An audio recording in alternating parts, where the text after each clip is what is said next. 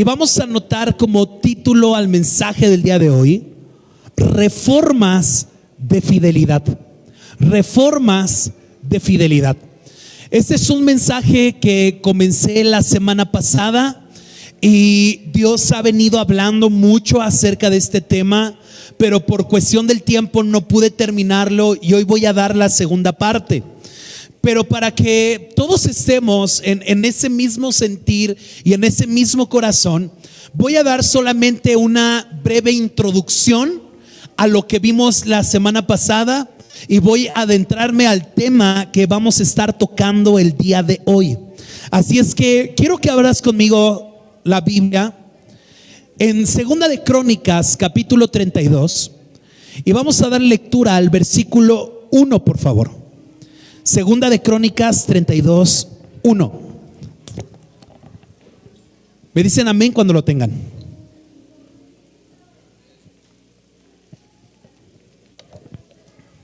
¿Ya lo tenemos?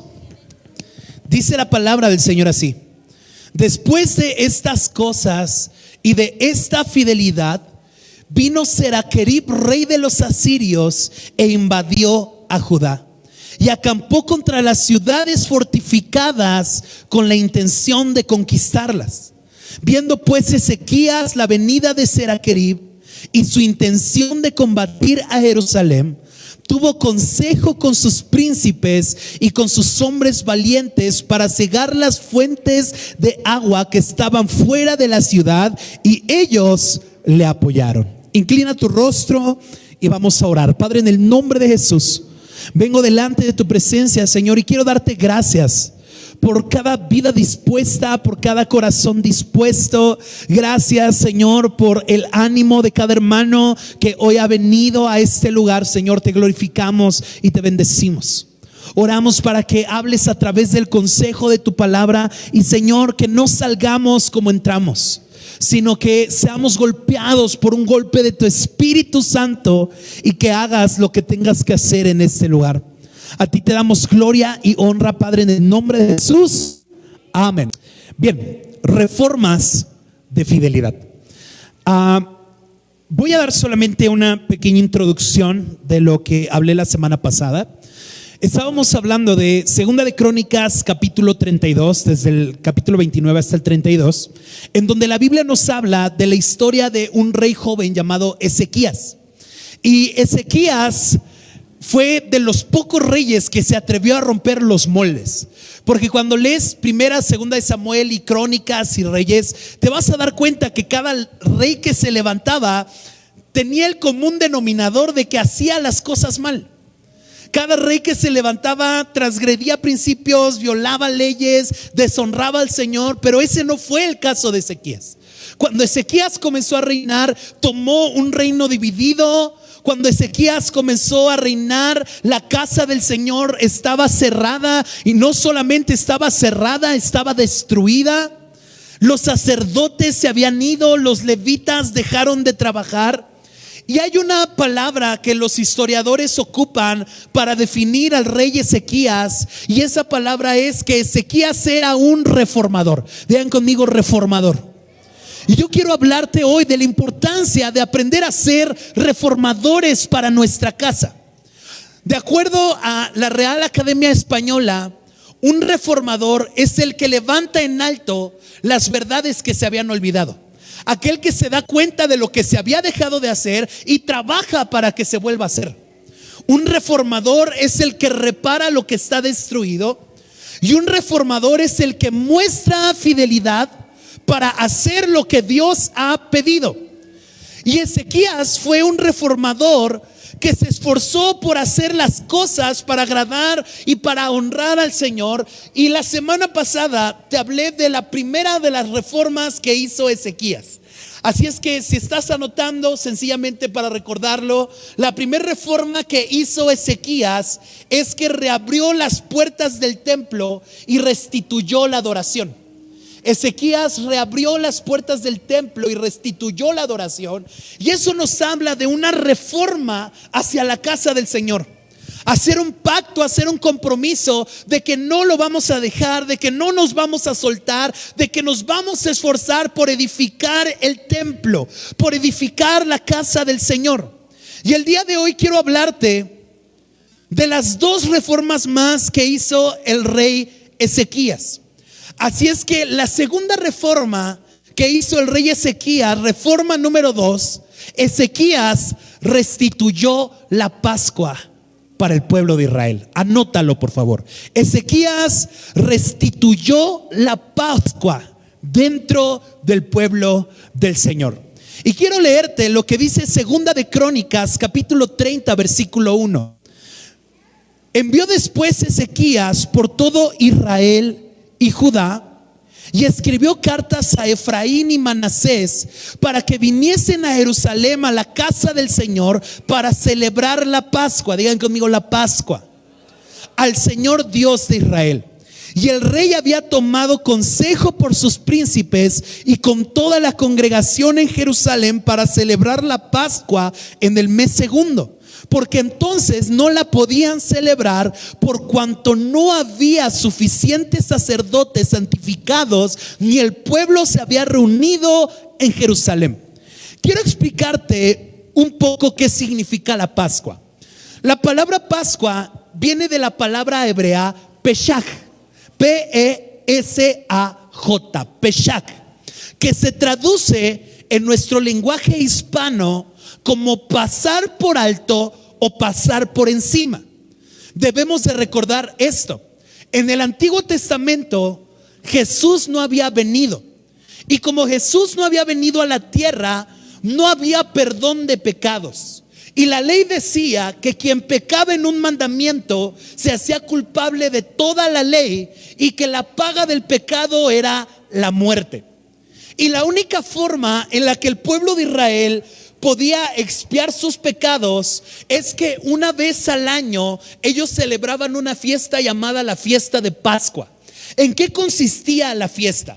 La familia tomaba y escogía a un cordero, pero ese cordero tenía una serie de cualidades. Número 1, era un cordero menor de 3 años. Número 2, era un cordero sin mancha, es decir, era un cordero todo blanco y no tenía ni una mancha negra, café o de otro color, y era un cordero sin defecto. Ese cordero lo tomaban, lo llevaban al templo y se lo daban al sacerdote. Y el sacerdote lo que hacía era tomar el cordero, poner sus manos sobre la cabeza, y la familia ponía sus manos, y el sacerdote decía que los pecados de esta familia caigan sobre ese cordero. Y después el sacerdote tomaba un cuchillo y mataba al cordero, porque la paga del pecado era la muerte. Tomaba la sangre del cordero y la rociaba por el expiatorio. ¿Qué significa la palabra expiatorio? Limpiar o purificar. Entonces, una vez al año tenía el pueblo la oportunidad de ir a Dios y pedir perdón por sus pecados. Y yo quiero hablarte el día de hoy de la importancia de restituir la Pascua, porque la Pascua no es una celebración que se festeje en la iglesia tradicional una vez al año. Quiero que sepas esto: nuestra Pascua es Jesús. No me escucharon. Nuestra Pascua es Jesús. Cuando tú y yo leemos Juan capítulo 1 versículo 29, está hablando Juan el Bautista acerca de Jesús, y escucha con qué palabras describe Juan a Jesús. Al siguiente día vio Juan a Jesús que venía a él y dijo: he aquí que el Cordero de Dios que quita el pecado del mundo. ¿Qué fue Jesús para nosotros? El último sacrificio expiatorio. Después de Jesús ya no era necesario traer un cordero para sacrificarlo en el altar, porque Jesús se sacrificó en esa cruz por el rescate de la humanidad, para que tú y yo tuviéramos vida y tuviéramos libertad. Pero lo que nos enseña la Biblia es que Ezequías restituyó la Pascua. Y quiero que sepas esto: nuestra Pascua es Jesús, porque es el cordero que se inmoló para que nosotros tuviéramos vida y para que nosotros tuviéramos libertad.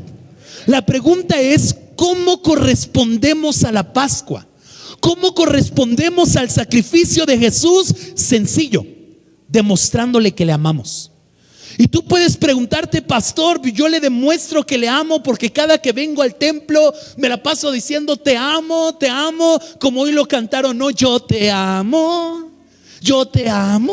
Y sabes, está buenísima la canción, pero así no se demuestra que amas a Jesús. A Jesús se demuestra que lo amas con tu vida y con tu obediencia. Porque puedo pasarme en el templo cantando 2 horas, yo te amo, pero salir y seguir siendo el mismo. Yo puedo venir al templo y cantar y levantar las manos y tirarme en el piso y llorar y berrear, pero la verdadera evidencia de que amo a Jesús es que obedezco lo que Él pidió. Responder a la Pascua no es decirle cuánto le amo, sino es obedecerle para expresarle mi amor. Y podría hablarte de muchas formas en las que tú y yo celebramos la Pascua. Celebramos la Pascua cuando hacemos lo que Jesús nos pidió. Por ejemplo, Jesús te pidió, ama a tu prójimo. Y tal vez en la teoría podría ser muy bueno y todo, decir, no, yo amo a mi prójimo. Pero amar a tu prójimo no solamente es amar a quien te ama, sino es amar a quien te odia. Amar a quien no soportas y a quien no te soporta a ti. Es fácil amar a ese vecino que cuando está barriendo la calle barre tu pedazo de casa. Pero qué difícil es amar a ese vecino que cuando barre te echa la basura. ¿Alguien está acá? Y celebrar la Pascua es hacer lo que Jesús pidió. Y si Jesús pidió, ama a tu prójimo, hacer la Pascua es hacer lo que Él pidió. Otro ejemplo en el que tú y yo podemos celebrar la Pascua es, por ejemplo, el bautismo. Dice Mateo 28:19: por tanto, vayan y hagan discípulos a todas las naciones, y como evidencia de que son discípulos, bautícenlos en el nombre del Padre, en el nombre del Hijo y en el nombre del Espíritu Santo. Tú demuestras que amas a Jesús cuando haces lo que Jesús pidió. Y algo que Jesús le pidió al hombre es: bautízate. Platicaba hace algunos meses con una joven de la iglesia, y ella tiene como 3-4 años de seguir al Señor.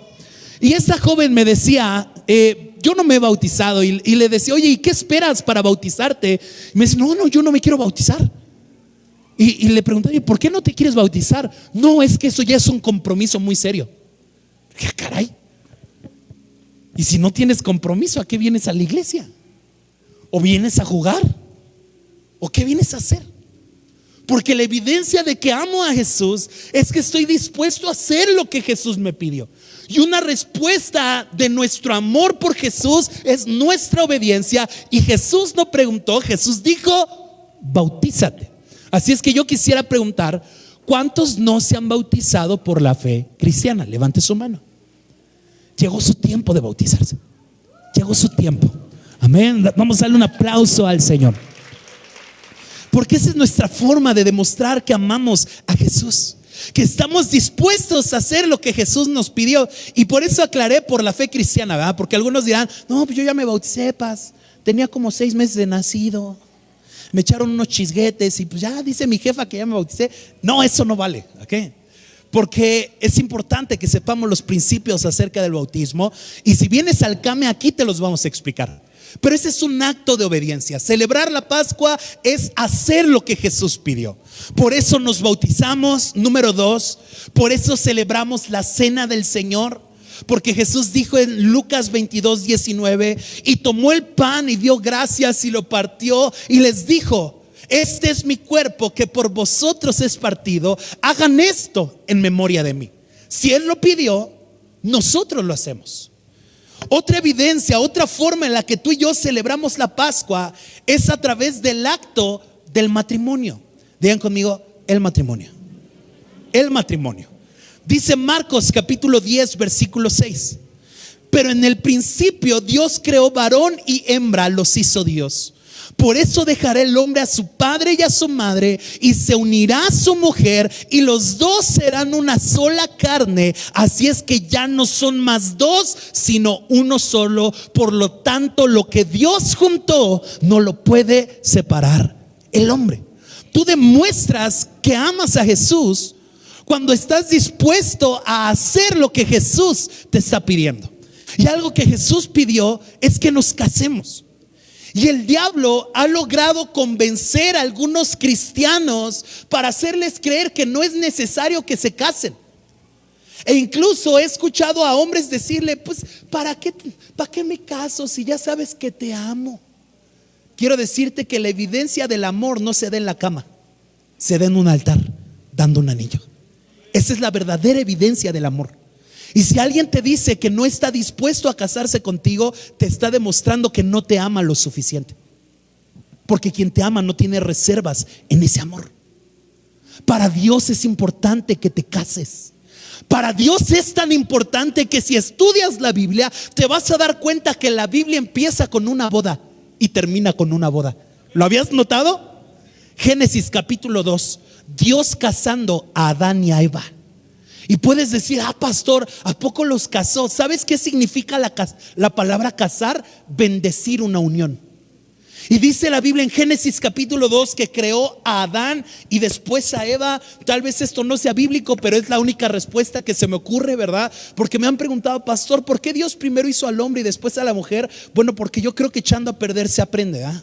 Entonces Dios dijo: hago al hombre, y pues me quedó medio, pues ahora sí hago a la mujer. Ahí las mujeres tenían que decir amén, hermanas. Tenga estima, amén. Amén, gloria a Dios. Dios crea al hombre, Dios crea a la mujer, y Dios hizo lo siguiente: los tomó y bendijo su unión. Dios dijo: yo los bendigo y bendigo el fruto de tu vientre y el fruto de tu tierra. En otras palabras, lo que Dios estaba haciendo en el huerto del Edén era unir a Adán y a Eva en un matrimonio eterno. Así empieza la Biblia. ¿Y cómo termina la Biblia? Si has leído Apocalipsis, Apocalipsis termina en una boda, donde la iglesia que representa a la novia se va a unir con el novio, que es Jesús, por toda la eternidad. Si la Biblia empieza en una boda y termina en una boda, ¿será importante el matrimonio para Dios? Claro que es importante. Hay parejas que dicen: no, es que no es necesario que me case, o incluso ponen mil excusas tontas para no casarse. No, es que no me caso porque no tengo para la fiesta. ¿Y quién te dijo que es importante la fiesta para casarte? Lo importante es que Dios bendiga tu unión, que Dios bendiga tu matrimonio, que le quites la autoridad al enemigo sobre tu casa y sobre tu familia. Porque escucha esto: hay familias que se la pasan orando para que Dios les ayude, que se la pasan orando para que Dios los bendiga. Y aunque Dios quiere ayudarlos y Dios quiere bendecirlos, no puede hacerlos, porque Dios no bendice la desobediencia. Por eso es importante el matrimonio. Me he dado cuenta que el matrimonio mueve el ambiente espiritual. Y nos damos cuenta de eso porque cada que va a haber bodas en la iglesia se vienen unos problemones. Te lo pongo: cuando yo me casé hace 3 años. Y el día que yo me iba a casar con mi esposa, yo me arreglé, estaba todo listo. A mi esposa le iban a llevar a la boda en una camioneta último modelo. Y el día que nos íbamos a casar, primero se le reventó el radiador a una camioneta nueva de agencia. Entonces nos casamos, creo, a las 3, ya eran como 3:30 y yo: ya no llegó. Yo creo ya se arrepintió, les dije que no la dejaran. Y les marco: no, se nos reventó el radiador. Vienen avanzando y se le poncha la llanta. Y les vuelvo a marcar: ¿qué pasó? Es que ahora la llanta. Ese día mi esposa, me acuerdo que no quería usar lentes porque quería verse bien sin lentes, y se compró unos pupilentes. El día que se puso los pupilentes, le vino una infección a tal grado de que como en 20 minutos se le pusieron los ojos como Manny Pacquiao, así cerrados.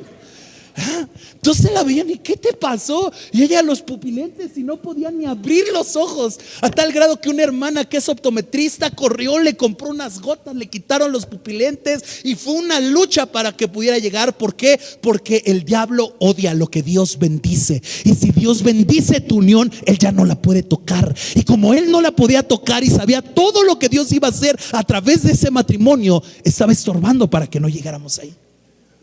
Hace 2 años constituimos las bodas amigas, las bodas colectivas, que por cierto vienen otras en junio. ¿Cuántos en gloria a Dios? Ya no escuché tantos amenes. Si tiene a su esposo al lado, pellizquele una lonja para que diga amén.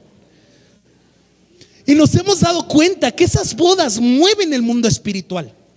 Cada que vienen las bodas y los hermanos me dicen, no, sí me voy a casar, siempre 1 o 2 meses antes me hablan, ya no me voy a casar, paz.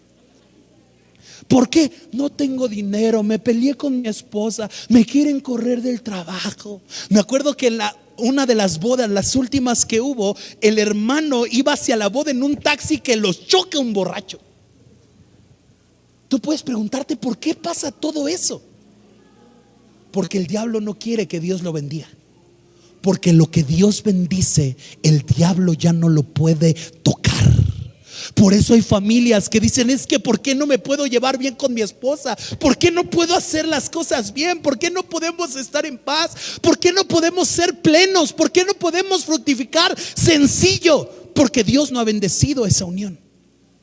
Pero cuando Dios la bendiga, no hay excusa para que también Dios bendiga lo suyo. No hay excusa para que resplandezcan, fortalezcan, crezcan y Dios cumpla su perfecta voluntad. ¿Alguien puede decir amén a esto? Y eso no solo es para los que están en etapa casable, también los jóvenes. Hoy en día le pregunto a los chavos, oye, ¿tú te quieres casar? Ay, no, yo no me quiero casar. ¿Para qué puros problemas? No, yo profetizo, te vas a casar y vas a tener 8 hijos. Si tienes un joven al lado, ponle la mano y dile, eso es para ti, muchacho. ¿Qué? Y algunos, no, pues es que yo no encuentro al amor de mi vida. Mira, si Dios te dio esa cara, alguien se va a enamorar de ella, tú tranquilo. Entonces, la forma de celebrar la Pascua es hacer lo que Jesús nos pidió. Si Jesús me pidió que me bautice, la evidencia de que lo amo es que lo voy a obedecer. Si Él me pidió que celebremos la cena, vamos a celebrarla. Si Él me pidió que me case, me voy a casar. ¿Por qué? Porque esa es la evidencia, la forma en la que yo puedo demostrarle que le amo, que estoy dispuesto a hacer lo que Él quiere que haga. Tercer reforma, anótela, número 3. La tercera reforma que hizo el rey Ezequías es que Ezequías hizo un compromiso de dar sus diezmos y sus ofrendas para la edificación de la casa del Señor. Ezequías hizo un compromiso de dar sus diezmos y sus ofrendas para la edificación de la casa del Señor. Dice Segunda de Crónicas, capítulo 31, versículo 4. Mandó también al pueblo que habitaba en Jerusalén que diese la porción correspondiente a los sacerdotes y levitas para que ellos se dedicaran a la ley del Señor. Y cuando ese edicto fue divulgado, los hijos de Israel dieron muchas primicias de grano, de vino, de aceite, de miel y de todos los frutos de la tierra. Trajeron a sí mismo en abundancia los diezmos de todas sus cosas. También los hijos de Israel y los hijos de Judá que habitaban en la ciudad de Judá dieron del mismo modo los diezmos de sus vacas, de sus ovejas, y trajeron los diezmos de lo santificado, de las cosas que habían prometido al Señor su Dios, y lo depositaron en montones. En el mes tercero comenzaron a formar aquellas montañas y terminaron en el mes séptimo. Ve la actitud que tenía el pueblo para honrar a Dios, que para dar su diezmo empezaron en el mes tercero y se aventaron 4 meses dando su diezmo. La generosidad del pueblo. Versículo 8. Y cuando Ezequías y los príncipes vinieron y vieron los montones, bendijo el Señor a su pueblo Israel. ¿Cuántos anhelan entrar en la bendición de Dios? No, como 2 personas. ¿Cuántos anhelan entrar en la bendición de Dios? Y preguntó Ezequías a los sacerdotes y a los levitas acerca de esos montes. Y el sumo sacerdote Azarías de la casa de Sadoc le contestó: desde que comenzaron a traer las ofrendas a la casa del Señor, hemos comido y nos hemos saciado y nos ha sobrado mucho, porque el Señor ha bendecido a su pueblo y ha quedado esta abundancia de provisión. Escucha bien, Ezequías tomó la determinación de hacer 3 reformas para la bendición de su casa. ¿Cuántos anhelan que Dios bendiga su casa? No lo escuché tan convencido. ¿Cuántos anhelan que Dios bendiga a su familia? Que Dios bendiga a su casa. Si tú anhelas que Dios bendiga a tu casa, tienes que esforzarte por hacer estas 3 reformas. La primera reforma, un compromiso hacia la casa de Dios. La segunda reforma, un compromiso de obediencia hacia la Pascua, que es Jesús. Y la tercera reforma, un compromiso de honrar a Dios con nuestros diezmos y con nuestras ofrendas. Escucha bien, tú puedes preguntarte, ¿por qué la importancia del diezmo y de la ofrenda? Lo que pasaba con el pueblo de Israel en el tiempo de Ezequías es que a causa de la rebeldía del rey anterior de Ezequías, para que no se adorara a Dios, derribó el templo. Dice la Biblia que quemó las puertas y derribó las paredes para que nadie pudiera adorar al Señor. Y Ezequías, sabiendo que tenía que reconstruir el templo, pidió los diezmos del pueblo. Pero me sorprende el corazón del pueblo, porque el pueblo era generoso para dar, a tal grado que dice la Biblia que trajeron sus diezmos y tardaron 4 meses en terminar de dar todo lo que tenían para ofrecer. A tal grado que saciaron el templo y aún quedaron montones. Que cuando el rey Ezequías llegó, dijo: oye, ¿y esas montañas de comida y de animales y de cosas qué son? Y el sacerdote le dijo: son las ofrendas que han traído, porque Dios ha bendecido a su pueblo. Y quiero hablarte el día de hoy acerca de 3 principios de dar. 3 principios para dar tu diezmo, tu ofrenda, tus primicias. Anótalo, por favor. Número 1, el primer principio para dar es que los diezmos y las ofrendas no son del Antiguo Testamento. ¿Ok? Los diezmos y las ofrendas no son del Antiguo Testamento. Y cabe aclarar esto, y te voy a dar una enseñanza, porque cada que se habla de dar, se empieza a infiltrar dentro de la iglesia un espíritu de codez. Voltea con el que está a tu lado y ponle la mano y le reprendo el espíritu de regiomontano de ti fuera ahora. Porque aquí hay pura gente generosa de corazón. Amén. No, como los demás, puro norteño acá. Aquí hay espíritus generosos con el Señor. Amén. Y a veces he sido cuestionado, o gente se la pasa hablando y se la pasa diciendo: no, es que yo no doy mi diezmo porque mi diezmo es del Antiguo Testamento. Y ya estamos en el nuevo pacto, entonces el diezmo ya no cuenta. Y quiero decirte que los que piensan de esa manera es porque son unos ignorantes de la palabra de Dios. Porque cuando estudias la Biblia te vas a dar cuenta que en el Nuevo Testamento también se habla del diezmo y se habla de la ofrenda. Ahorita te voy a explicar ese principio. E incluso me acuerdo que en una ocasión una persona dijo: pastor, yo no voy a dar mis diezmos porque yo soy muy bíblico y yo creo que eso ya no queda para este tiempo. Y le dije: bueno, pues si eres muy bíblico, hazlo como lo hacían en el Nuevo Testamento. ¿Y cómo era eso? Lee el libro de los Hechos. Vendían todo lo que tenían y se lo daban a los apóstoles para que se fueran a aplicar. Órale, sé bíblico. ¿Cuándo vendes todo? No, pastor, tampoco así. Bueno, pues entonces no confundas el querer ser muy bíblico con una dureza de corazón para honrar a Dios. Y entendamos esto: los diezmos y las ofrendas no son del antiguo pacto. Ve conmigo a 1 de Corintios capítulo 9 versículo 13 y 14. 1 de Corintios 9, 13 y 14. Y te voy a leer este versículo en Reina Valera, y después te lo voy a leer en 2 versiones más para que nos abra el panorama. 1 de Corintios 9, 13 dice: ¿no sabes que los que trabajan en las cosas sagradas comen del templo, y los que sirven al altar del altar participan? Así también ordenó el Señor a los que anuncian el evangelio que vivan del evangelio. Te voy a explicar lo que está hablando el apóstol Pablo acá. Está dándole una exhortación a la iglesia de Corintios, porque la iglesia de Corintios juzgaba a los apóstoles por recibir ofrendas para predicar el evangelio. Y lo que hizo el apóstol Pablo en estos pasajes es aclarar el beneficio que ellos tenían como ministros del evangelio. Porque él hace una comparación o una alusión de que lo que hacían los sacerdotes en el Antiguo Testamento es lo que hacían los apóstoles en el Nuevo Testamento. Ahora entendamos esto, póngame toda la atención para que no se confunda.